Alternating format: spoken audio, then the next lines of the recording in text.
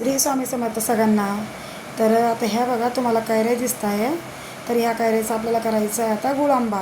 त्यासाठी मी स्वच्छ धुतल्या, पाण्यात पण ठेवल्या होत्या रात्रभर. आणि त्याचं बघा आता जे आपलं ते हे राहतं ना, आपलं डेंटल ते काढावं लागतं. आणि आता ह्या कैऱ्या मी शिलून घेतल्या बघा सगळ्या. शिलल्यानंतर आता त्या किसून घेते मी. आणि आता मला गुळ आंबा करायचा आहे बघा. त्यासाठी मी घेतलं एक तर जास्त जास्त 1-1.5 किलो कैरी आहे. ती एकदम कडक अशी कैरी घ्यायची. आणि पूर्णतः बघा आता कैऱ्या किसून झाल्या. आता मी गुळ आंबा करायला घेतला. त्यासाठी काय केलं आहे, चवीपुरतं थोडंसं मीठ टाकलं मी. आणि 9 ते 10 अख्खी इलायची घेतली, ती थोडीशी कुटली. आणि त्याचबरोबर आता बघा मी ह्या किसामध्ये थोडंसं एक आपलं गावरान तूप टाकलं. आणि हे चांगलं मी आता हलवून घेते बघा आता हा किस. आणि त्याच्यासोबतच मी अर्धा लिंबू घेतलं, 3 ते 4 आपली दालचिनी घेतली. आणि मला 1.5 किलो किस होता ना, त्यासाठी मी तेवढाच गूळ घेतला आहे. आणि जायफळ पावडर पण घेतली आहे.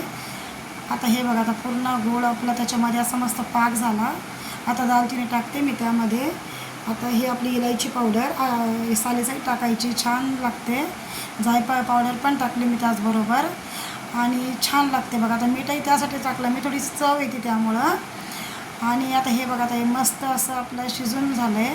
आणि थोडंसं काळं मीठ टाकायचं. तुम्ही एकदा असं नक्की करून बघा, कारण त्याला आहे ना असं एक वेगळीच चव येते. आंबट गोड थोडीशी असं मिठाने अशी चव पण येते. छान होतो आपला गुळ आंबा. आणि आता बघा असं मस्तपैकी पाक तयार झालेला आहे. एक तारी पाक करायचा आपल्याला. आणि आता वरतून मी ना अर्धा लिंबू टाकलं.